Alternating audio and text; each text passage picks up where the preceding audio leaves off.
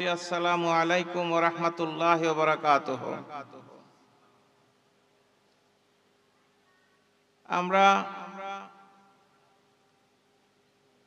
এই বিশ্বজগতে আল্লাহ পাক মানুষ হিসাবে সৃষ্টি করে পাঠিয়েছেন। আমরা যারা এখানে উপস্থিত হয়েছি, আমি আপনাদের কাছ থেকে জানতে চাই, আল্লাহ পাক অনেক সৃষ্টি জগৎ সৃষ্টি করেছেন, 18,000 মাখলুকাত। অনেক কিছু আমরা দেখি, অনেক কিছু আমরা দেখি না, দেখার বাহিরে রয়ে গেছে। সাগরে পানির নিচে আছে, পাহাড়ে জঙ্গলে আছে, বিভিন্ন জায়গায় বসবাস করতেছে। আল্লাহর কত জাতের সৃষ্টি, ছোট বড় কীট পতঙ্গ থেকে শুরু করে হাজারে হাজারে টন খাবার যাদের লাগে, এমনও প্রাণী রয়ে গেছে যেগুলি আমরা দেখি না। যাই কিছু সৃষ্টি করে থাকুক, সব সৃষ্টির মধ্যে আল্লাহ তাআলা আমাদেরকে এমন একটা সৃষ্টিজীব বানাইছেন, সমস্ত সৃষ্টি জগতের মধ্যে যে জাতিটা সবচেয়ে শ্রেষ্ঠ, সেই জাতি হইলাম আমরা। আমরা হইলাম মানুষ। আমরা যারা এখানে উপস্থিত হয়েছি, এই বিষয়টাকে আপনারা এই জন্য কি আমরা খুশি না বেজার? আমরা মানুষ হিসাবে আল্লাহ পৃথিবীতে পাঠাইছে, আপনারা খুশি না বেজার? অবশ্যই খুশি হওয়ার বিষয়, কারণ যত কিছুই হোক সব কিছু নিয়ন্ত্রণ করে মানুষ জাতি। যত বড় প্রাণী আমরা দেখি, হাতি কত বড় প্রাণী, আর কত শক্তি, মানুষে তারে পরিচালনা করে, যেদিকে কয় সেদিকে যাওয়া লাগে। মানুষ এই ক্ষমতা দিছে আল্লাহ। এই সৃষ্টি জগতের শ্রেষ্ঠ জাতি হিসাবে আমরা পৃথিবীতে আবির্ভূত হয়েছি, আল্লাহ পাক পাঠিয়েছেন। এই জন্য আল্লাহ পাকের দরবারে শুকরিয়া আদায় করি। শুকরিয়া আদায় করার দরকার আছে না?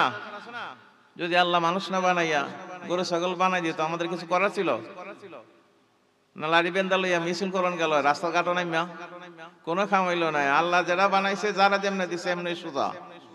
আল্লাহ যে আমাদেরকে বিনা দরখাস্তে, বিনা আন্দোলনে, বিনা ফরিয়াদে আল্লাহ মানুষ জাতি হিসাবে সৃষ্টি করেছেন।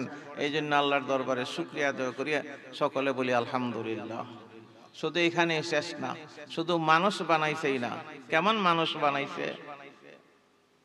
মানুষ তো অনেক জাত আছে, হিন্দু, বৌদ্ধ, ইহুদি, খ্রিস্টান, আতর, লোলা, ল্যাংরা, কত জাতের মানুষ পৃথিবীতে বানাইছে আল্লাহ। আমরা যারা এখানে আছি, আমরা আল্লাহ কেমন জাতিতে বানাইছেন, যে জাতিটা আল্লাহ পাকের কাছে খুবই পছন্দনীয়। আল্লাহ বলছেন, ইন্নাদ-দীনা ইনদাল্লাহিল ইসলাম, আমি ইসলাম ধর্মটারই পছন্দ করি, আর ইসলাম ধর্মের মধ্যে যারা আছে আমি এরারই ভালোবাসি। আর আমরা এই ধর্মের অন্তর্ভুক্ত হয়ে গেছি। এটার জন্য আমরা আল্লাহর কাছে কিন্তু দরখাস্ত করছিলাম না, অটোমেটিক বানাইয়ে দিছি। বানাইছেনি? খুশি না বেজার? খুশি না বেজার? তাইলে আবার বলি আলহামদুলিল্লাহ। আবার এরপরে আসি, আল্লাহ পাক রব্বুল আলামিন এই দুনিয়ার জমিনে যা পাঠাইছেন সবাইকে হেদায়েতের জন্য যুগে যুগে নবী রাসূল পাঠাইছে। পাঠাইছে না? পাঠাইছে। যত নবী রাসূল পাঠাইছে, সবচেয়ে নবী রাসূলের মধ্যে মর্যাদাবান, আল্লাহর কাছে সবচেয়ে বেশি পছন্দনীয়, আল্লাহর বেশি প্রিয় কোন নবী জানেন নি আপনারা? অবশ্যই জানার কথা। তিনি হচ্ছেন সাইয়্যিদুল কাউনাইন, ইমামুল মুরসালিন, রাহমাতুল লিল আলামিন, আমাদের প্রিয় নবী হযরত মুহাম্মদুর রাসূলুল্লাহ সাল্লাল্লাহু আলাইহি ওয়াসাল্লাম। ঠিক আছে না? আমরা কি ওনার উম্মত? আমরা সবাই ওনার উম্মত। তাইলে বিষয়টা খারাপ হলো না ভালো হইলো? আল্লাহ অন্যান্য নবী যারা পাঠাইছেন, কারো উম্মত হিসেবে আমাদেরকে বানান নাই, এমন নবীর উম্মত বানাইছেন যেই নবী সব নবীর চেয়ে উচ্চ এবং মর্যাদাশালী। যেই নবীকে আল্লাহ স্বয়ং এই মাসের 26 তারিখ দিবাগত রাত্রে, অর্থাৎ আগামী দিন দিবাগত রাত্রে দাওয়াত দিয়ে আল্লাহর বাড়িতে নিছিল স্পেশালি। যে জায়গা নিয়ে আল্লাহর সাথে কথাবার্তা বলছেন, এখানে অন্যান্য নবী রাসূলের যাইব তো দূরে থাক, ধ্যান ধারণা সেখানে পৌঁছতে পারে না। সেই নবীর উম্মত হিসাবে আল্লাহ আমাদেরকে কবুল করেছেন। খুশি না বেজার? খুশি তো বলি বলেন আলহামদুলিল্লাহ।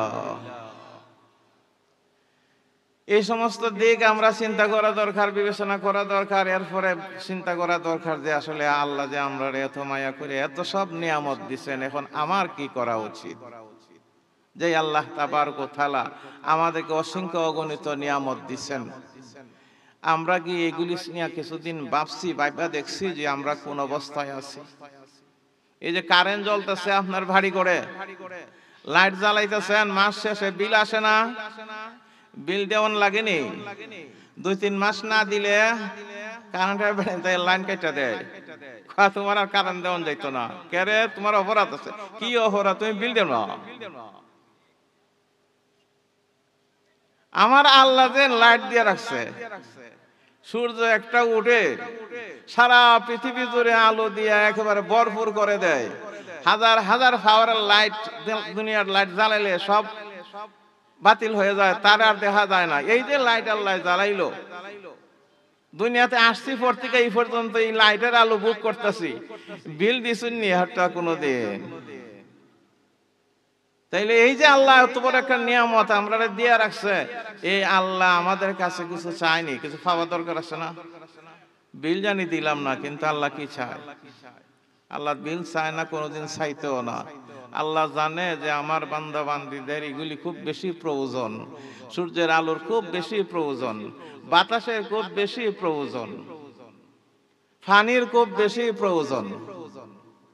পানি কত প্রয়োজন আমরা। এক বোতল পানি কিনলে 40 টাকা লাগে, কিনলে যদি গোসল করানো লাগতো সারা জীবন, তে পানি কিনে আমার জীবন শেষ হয়ে গেল। আর পানির তলে আমার জীবন শেষ হইতো। আল্লাহ কয় না, এই পানিতে আর পুষতো না। আল্লাহ একেবারে পানি ঢাইলা দিছে, ফ্রি করে দিছে। যারে বান্দা বান্দি খাইতে থাক, গোসল করতে থাক, কাপড় চোপড় ধুইতে থাক, বিল দেওয়ান লাগতো না। সূর্যের আলো ফ্রি করে দিছে, বাতাস ছাইরা দিছে। বাতাস যদি না থাকে তাহলে আমার বান্দা বান্দিরা তো কষ্ট পাইব। আধা ঘন্টা বাতাস না থাকলে তো সব মরে যাবে গিয়া। এর লাগে বাতাসটা একবারে ফ্রি করে দিছে। বাতাস কত কিনে ব্যবহার করব, অক্সিজেনের বোতল না লাগাই একের চলতে পারবো। এর লাগে আল্লাহ বাতাস ফ্রি করে দিছে। আর এই বাতাস আমরা নাক দিয়া হারদম টানতেছি, ছাড়তেছি, টানতেছি, ছাড়তেছি। খবর আছে না আমরা? এই বাতাসটা যদি আধা ঘন্টা আল্লাহ বন্ধ করে দেয়, আপনার আমার কি হইব? সব শীত পটাং মরে যাব, একদম জিন্দা থাকতে পারতো না। আল্লাহ বাতাসটা ফ্রি করে দিছে। কইছি না আল্লাহ আমার বাতাসের বিল দাও? কোনদিন বিল আইছে করো যে বিল দেওয়ান লাগবে? বাতাসের লাগে নাই। কেমন আল্লাহ মহান, কেমন আল্লাহ আমাদেরকে কত বড় নিয়ামত কিভাবে বিলাইয়া দিয়া রাখছে, আমরা একদম চিন্তা করে দেখছি নি। খাইছি আর ঠামতাছি, খাইতাছি আর ছাড়তাছি, মনে করছি সব আমার, সব আমার। আমারই হাত কে দিল, আমারই পাও কে দিল, আমারই মুখ জবান কে দিল, কথা বলার শক্তি কে দিল, কোথায় পাইলাম? এই সমস্ত নিয়ামতের কথা কি কোনোদিন ভাবছি? যদি আমাদের সমাজে কোনো একটা মানুষ বোবা তাকে, কথা বলতে পারে না, মানুষটা দেখতে মানুষের মতোই, কিন্তু তার কত বড় একটা দুঃখ, একটা কথা বলতে পারে না, এই মানুষটারে কে রে আল্লাহ বোবা বানাই দিল? এত মানুষকে আল্লাহ কথা বলার শক্তি দিল, আর একটা দুইটা মানুষকে আল্লাহ বুয়া বানাই দিছে।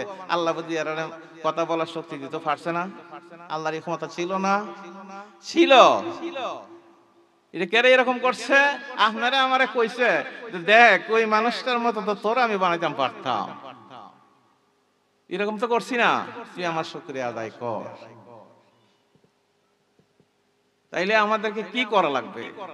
মহান আল্লাহ তাআলার বিল কেমনে পরিশোধ করব? এই সমস্ত কিছুর আল্লাহর হুকুম মানতে হবে। আল্লাহর হুকুমটাই শুধু মানলে আল্লাহ খুশি হয়ে যায়।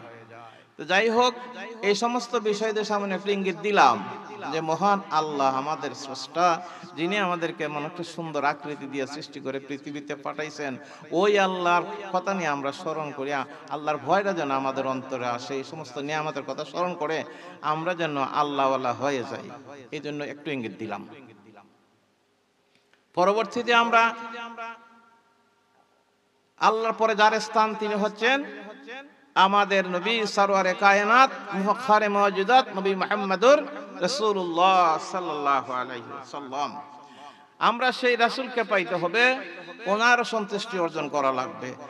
রাসূল খুশি তো আল্লাহ খুশি, রাসূল খুশি তো আল্লাহ খুশি। আল্লাহ বলছেন আমাকে পাইতে হলে আমার রাসূলকে ভালোবাসো।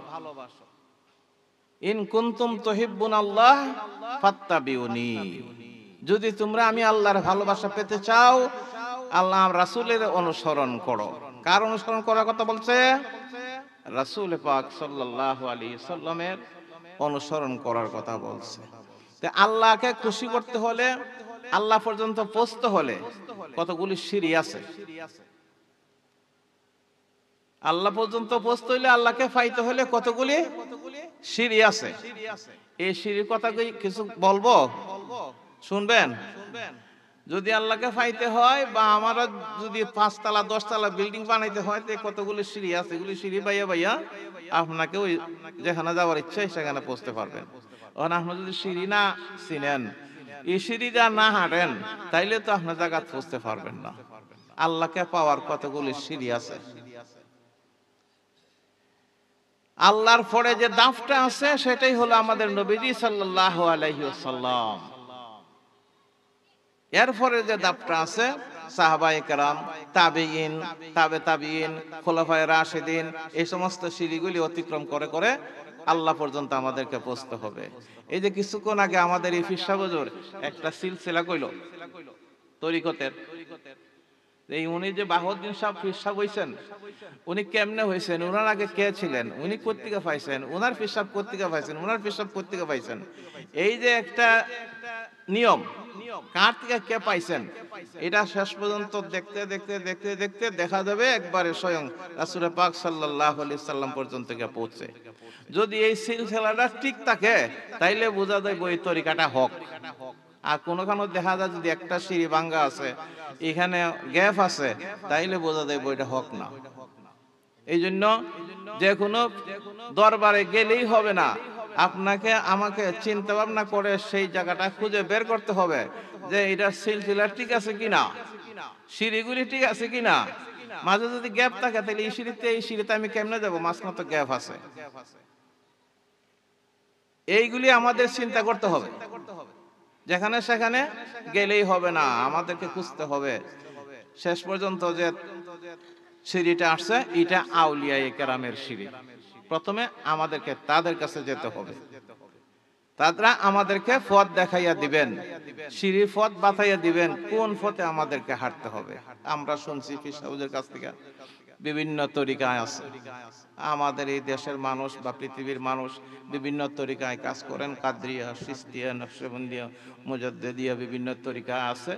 এই সমস্ত তরিকতের মাধ্যমে আল্লাহ পাকের সন্তুষ্টি অর্জন করতে হয়। আমরা অনেকেই প্রশ্ন করি বা অনেকের ভিতরে প্রশ্নটা আছে যে বাহাউদ্দিন অলিপুরের তাকে নকশবন্দি, মুজাদ্দিদি, ইতে কিতা কয়, অনেকে বুঝে না। না বোঝার কারণে কয় বাহাউদ্দিন এই যে আমরা গ্রামের ছেলে, কয়দিন হয়েছে তার বয়স, তা কেমনে নকশবন্দি, মুজাদ্দিদি, ইতে কিতা কয়, এটা যে আমরা বুঝি না।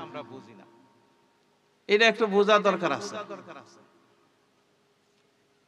এটা একটু বোঝা দরকার আছে। আল্লাহ যারে দেয়, মানুষ তারে যতই হিংসা করুক বা ভালো চোখে না দেখুক, এই জিনিসটা আটকানো যায় না, কারণ আল্লাহ তার সহায় হয়ে দাঁড়ায়। এর বাস্তব প্রমাণ আজকের এই দরবার। একটা কথা আছে, ফিরছিনে না গায়, ফিরছিনে না মায়, আর ফিরছিনে না ঘরের জননায়, চিনে না। আল্লাহর রহমত আপনাদের এই এলাকায়, আপনাদের এই গ্রামে একটা ফুল ফুটছে, বলেন না আলহামদুলিল্লাহ। একটা ফুল ফুটছে, এখন যদি না চিন্তা থাকেন, চিনবেন একবার। তবে আমি অনুরোধ করে যাই, এই ফুলটার কদর করবেন, করলে আপনারা লাভবান হতে পারবেন, আপনারা সুপরিচিত হতে পারবেন। অলিপুরের নাম বিভিন্ন দিকে এখন প্রচার হতে চলেছে এই বাহাউদ্দিনের কারণে।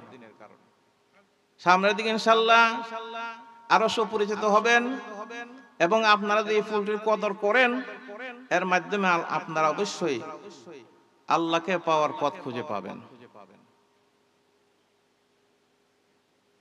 নকশবন্দিয়া, মুজাদ্দিদিয়া, এই সমস্ত কেন বলা হয়? আমরা জানি কোন হুজুর, যেমন অলিপুরের হুজুর যদি কয় বাহাউদ্দিন অলিপুরি, অলিপুরি কেরে কয়, অলিপুর গ্রামে তার বাস বা এই গ্রামের বাসিন্দা হিসাবে। নকশবন্দি হুজুর, ওনার নামও ছিল বাহাউদ্দিন, এই বাহাউদ্দিন না, কিন্তু তাদের সিলসিলার একজন পীর সাহেব বড় বুজুর্গ আল্লাহওয়ালা লোক ছিলেন, উনি ছিলেন, ওনার নাম ছিল বাহাউদ্দিন। ওই বাহাউদ্দিনের কথা বলা হয়। ওনার বাড়ি ছিল নকশেবন্দ, এই জন্য ওনাকে বলা হয় নকশবন্দি। তো এই বাহাউদ্দিন, ওই বাহাউদ্দিন নকশবন্দি ওনার এই তরিকার ইমাম, যিনি ওনার পথ ধরে হাঁটতেছেন। শুধু এই বাহাউদ্দিন না, যারাই এই তরিকার পথ ধরে হাঁটে তাদের সবাইকে নকশবন্দি বলা হয়। এই হিসাবে আমাদের এই বাহাউদ্দিনকে নকশবন্দি বলা হয়। অনেক হুজুরের পিছনে আল কাদরি শব্দটা ব্যবহার করা হয়। কাদরিয়া তরিকা অনুযায়ী যারা কাজ করে, কাদরিয়া তরিকা কার তরিকা? পিরানে পীর দস্তগীর, মাহবুবে সুবানি, খুতুবে রাব্বানি, শেখ সৈয়দ হযরত আব্দুল কাদের জিলানী রহমাতুল্লাহ আলাইহি, ওনার থেকে যে তরিকাটা জারি হইছে, উনি যেভাবে সাধনা করে, যেভাবে কাজ করে, আমল করে আল্লাহ তাআলাকে খুশি করেছিলেন, উনি এই পথ এবং মত দিয়া মানুষকে দেখাইছেন যে আমি এই পথে চলে এই সমস্ত আমল করে কাজ করে আমি আল্লাহরে খুশি করতাম পারছি। আল্লাহ আমারে আল্লাহওয়ালা, আল্লাহর দোস্ত হিসাবে কবুল করছেন। তোমরাও যদি এই পথে আডো তাইলে তোমরাও আল্লাহরে পাইবা। আমার এই পথটার নাম দিয়ে গেলাম কাদরিয়া তরিকা। আমার নামের পিছনে আব্দুল কাদের জিলানী, এই হিসাবে কাদরিয়া তরিকার নাম দিয়ে গেলাম। তোমরা এই পথে আটবা, অর্থাৎ এই কাজগুলি করে চলবা, তাইলে তোমরাও আমার আল্লাহরে পাইয়া যাইবা। নাম দিয়ে গেছেন কাদরিয়া তরিকা, এইটার নাম হলো কাদরিয়া তরিকা। তো বাহাউদ্দিন নকশবন্দি রহমাতুল্লাহ আলাইহি যে তরিকা দিয়ে গেছেন, ওনার নামের উপরে যে পথটা চলছে, যে পথে গেলে পরে আল্লাহকে পাওয়া যাবে, এই পথটার নাম হলো নকশবন্দি তরিকা। এই নকশবন্দিয়া তরিকায় কাজ করেন আমাদের এই বাহাউদ্দিন অলিপুরে। আমি আজ থেকে 20 থেকে 22 বছর আগে এই অলিপুরে আসছিলাম তাদের বাড়িতে। তখন এই সমস্ত কিছুই ছিল না, তখন তো বাহাউদ্দিনই আছে। আমি তখন ওই কেটে জানি আমার মনে লাগছিল না, গ্রাম লাগছিল যে আমার জন্য মনে হইতেছে যে অলিপুর গ্রামে কে জানি কোন ওলি আছে নাকি, তার একটা গ্রাম লাগতেছে।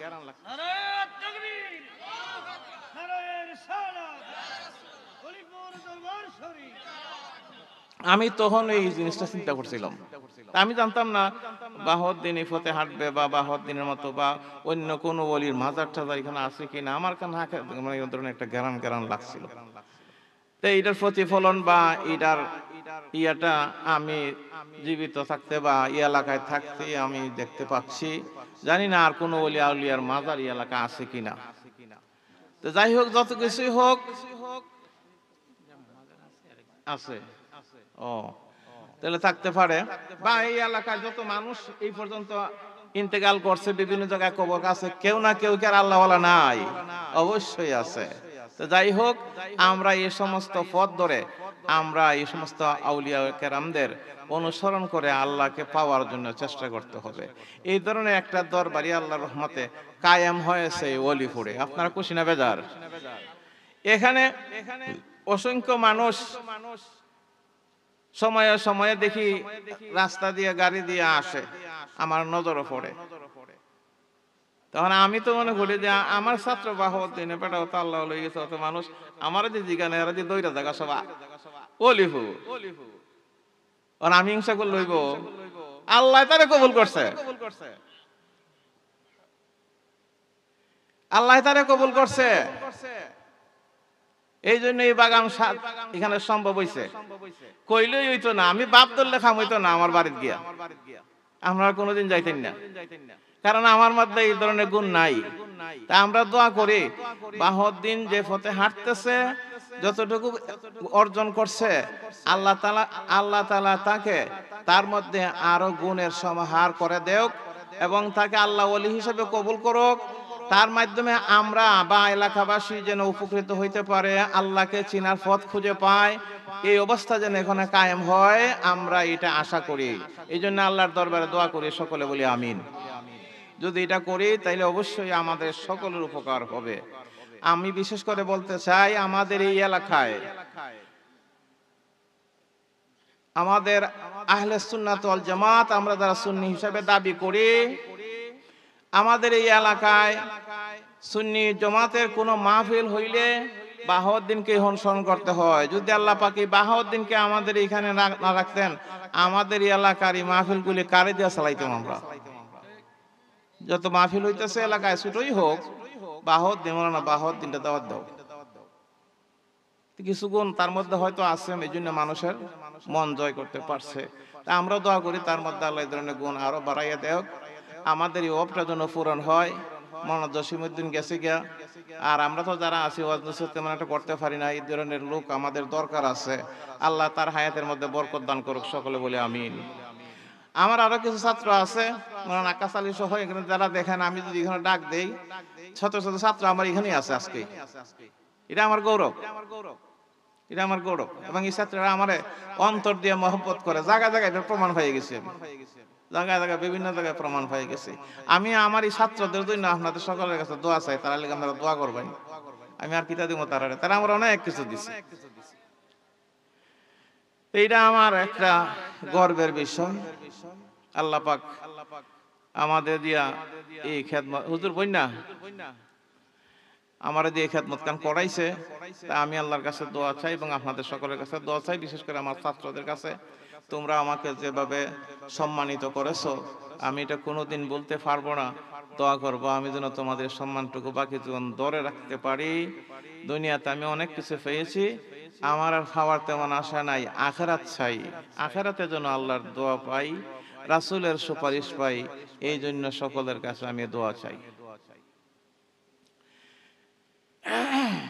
কোরআন শরীফে যে আয়াতখানা আমি বলছিলাম, আল্লাহ বলছেন ইয়া আইয়ুহাল্লাযীনা আমানু আমানুত্তাকুল্লাহ কুনু মা'আস সাদিকিন। তোমরা আমি আল্লাহরে ভয় করো। তাহলে আল্লাহর ভয় আমাদের অন্তরে রাখতে হবে, আল্লাহকে ভয় করতে হবে। পাশাপাশি বলছে কি কুনু মা'আস সাদিকিন। আমরা সবাই জানি এই বাংলার জমিনে আল্লাহ যত নবী রাসূল পাঠাইছে, কেউ বাংলার জমিনে আসে নাই। কেউ কি আইছে? কোন নবী রাসূল বাংলায় কোন জন্মগ্রহণ করছে? আসে নাই। তাইলে আমরা মুসলমান হইলাম কেমনে?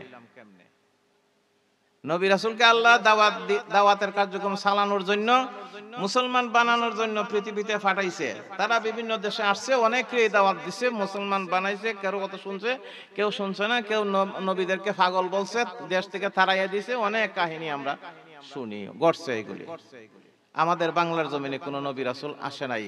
তাইলে আমাদেরকে মুসলমান বানাইল কে? মুসলমান হইলাম কেমনে?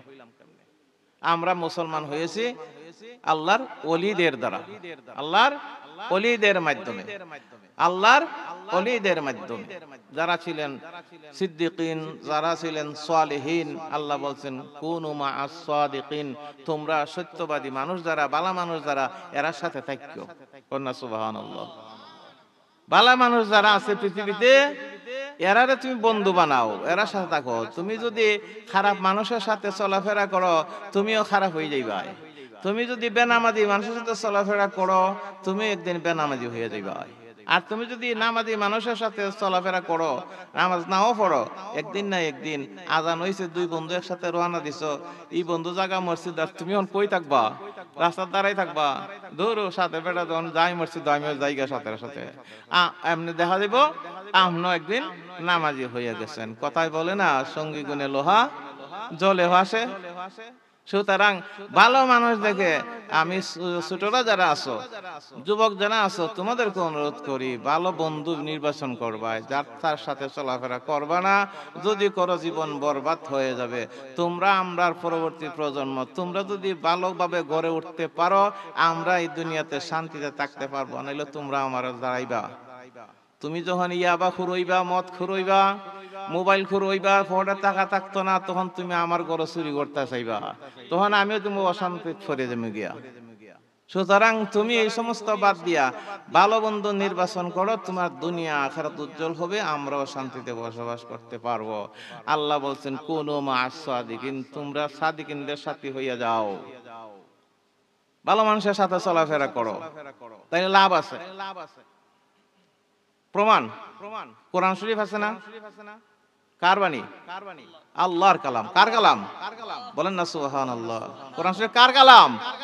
আল্লাহর কালাম। কোরআন শরীফের কথাগুলি স্বয়ং আল্লাহর কথা।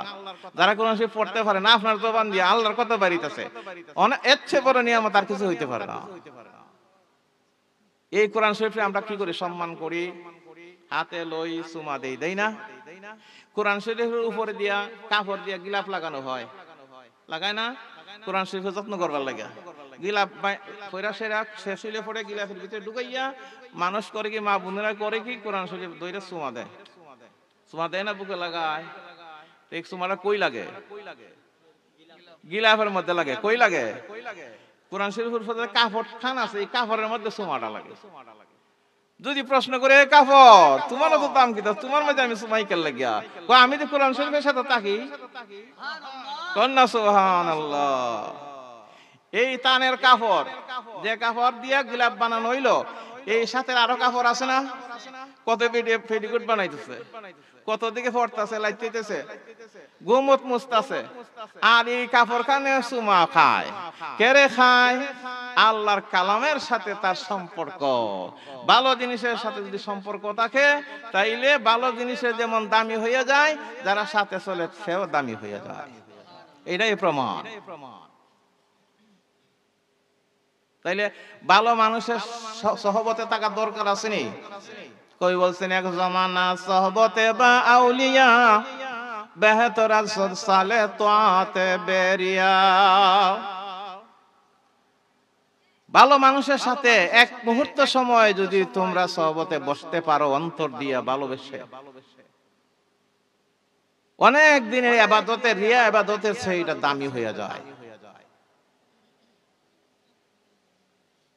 তাহলে ভালো বন্ধু নির্বাচন করতে হবে, ভালো মানুষের সাথে আমাদেরকে চলাফেরা করার জন্য চেষ্টা করতে হবে সদা সর্বদা। যদি নাও পারি, কমপক্ষে খারাপ মানুষের সাথে যেন আমরা কোনো সময় না যাই। ফরজ ইবাদত, ওয়াজিব ইবাদত যেগুলি আছে, এগুলি আমাদের করাই লাগবে। আল্লাহর সাথে কন্ট্রাক্ট আমাদের, এটা করাই লাগবে। এটার মধ্যে কোনো ছাড় নাই। কিন্তু আল্লাহওয়ালা হইতে গেলে আপনাকে নফল বন্দেগী করা লাগবে।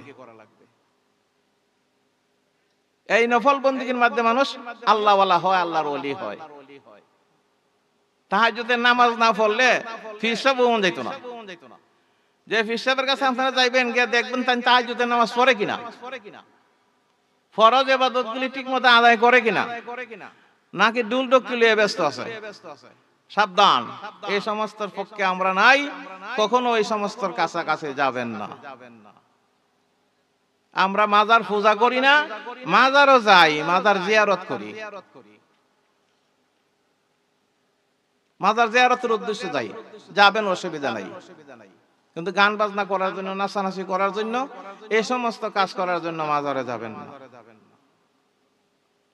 তা আল্লাহ সন্তুষ্টি অর্জন করতে হলে ফরজ ইবাদতের পাশাপাশি আপনাকে নফল বন্দেগীও করা লাগবে। একটা উদাহরণ দেই।